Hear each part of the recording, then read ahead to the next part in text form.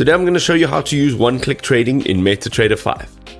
We are going to use one-time click trading. So if you go to trade, whether you have positions open or not, you'll have these three dots over here.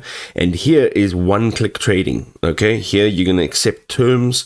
Go ahead, say okay. And here you can now use some of these symbols. Okay, so go in here, three dots. You can close all the positions. You can close profitable positions, or you can close losing positions. Any one of these will effectively be done immediately. The other thing though is if you go into chart and you have a look at what you see at the top over here, you'll see this red and blue. Here, the block on the top right, you'll see that you'll be able to change your position size over here, your lot size.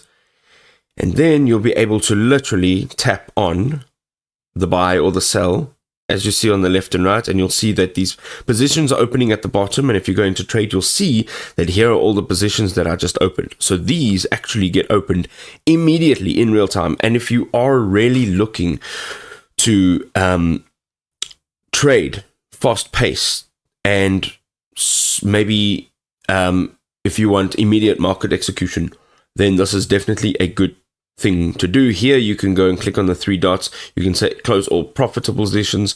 All the profitable positions will be set, and go to history. You can see here they all are right over here.